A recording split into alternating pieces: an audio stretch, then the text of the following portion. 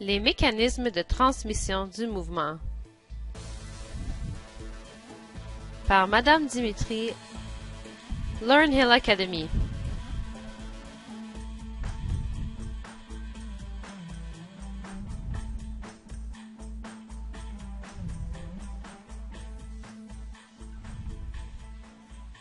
Un mécanisme de transmission du mouvement est un mécanisme qui transmet le même type de mouvement d'une partie d'un objet à un autre, comme les roues de friction.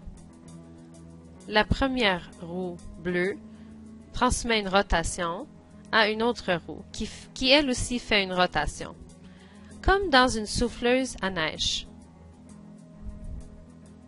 Voyons un peu plus de près ce qui arrive. En baissant la manivelle,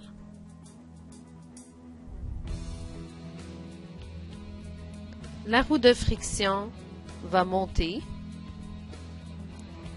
qui va toucher une autre roue qui est perpendiculaire à celle-là.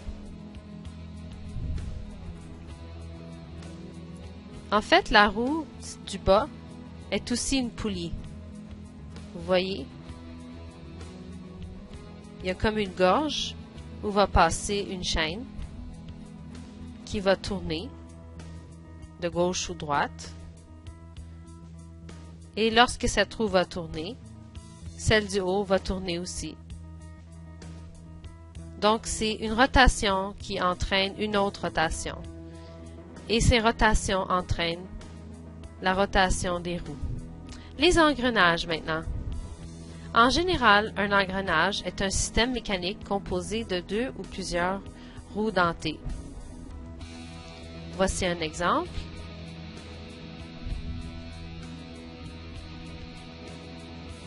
La plus petite roue, ou le plus petit engrenage qui tourne, fait tourner dans le sens inverse une roue, un engrenage vert.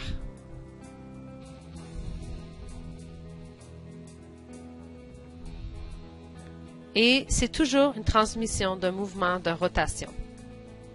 Il n'y a pas de changement. Voici d'autres exemples. Ceci est un système d'engrenage que nous trouvons dans le moteur d'une voiture.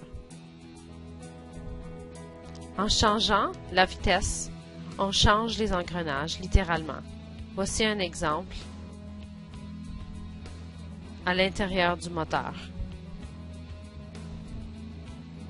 Remarquez bien que c'est toutes des rotations. Il n'y a pas eu de changement dans le type de mouvement.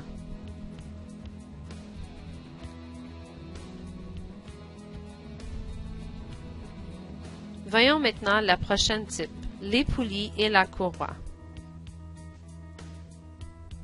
Comme dans un engin, voici un exemple. On voit les deux roues qui sont reliées par un ruban.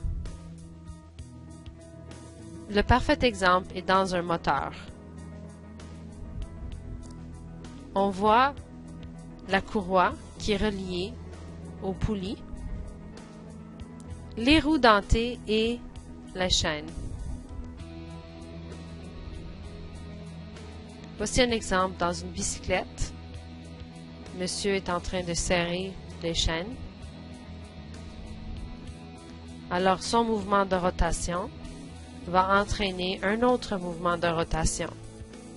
Aucun changement dans le type de mouvement. Il n'y a pas de translation. Finalement, le joint cardan.